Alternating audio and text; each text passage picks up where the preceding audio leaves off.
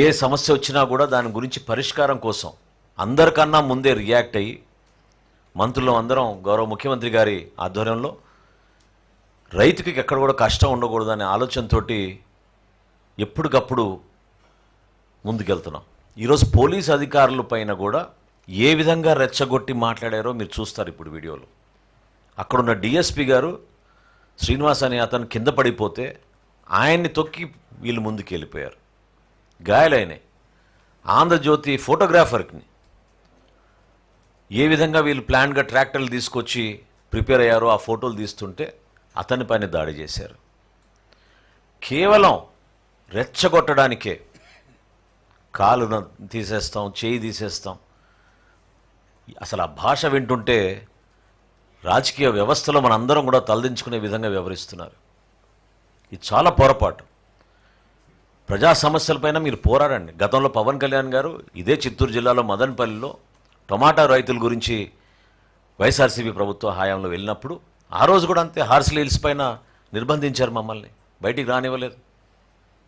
చివరికి market yard దగ్గరికి వెళ్తా ఉంటే వెళ్ళనీయకుండా రోడ్డు దగ్గరనే రైతుల్ని కలిసాం, పరామర్శించాం.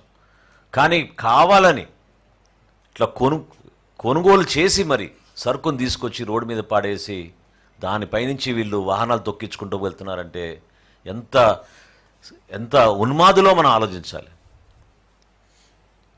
దయచేసి రాష్ట్ర ప్రజలు నేను కోరుతున్నాను, ప్రభుత్వం ఎప్పుడు మీకు అండగా నిలబడుతుంది.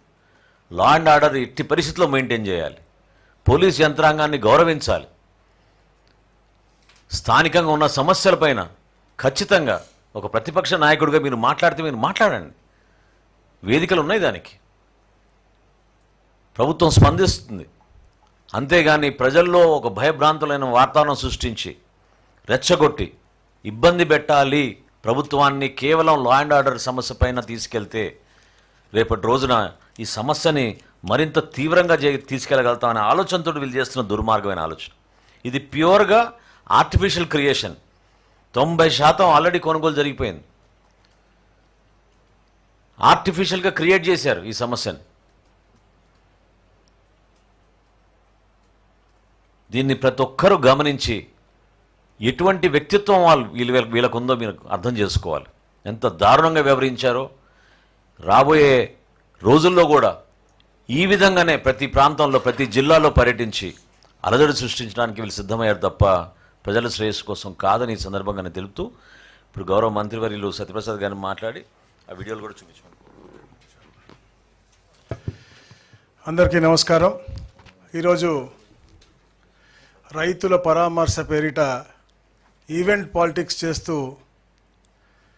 వాళ్ళు చేసేటువంటి వికృత చేష్టలు వైసీపీ వాళ్ళు మన కళ్ళ ముందు కనపడతా ఉన్నాయి. ఎందుకంటే శవాల మీద అలాగే రక్తపు పునాదులు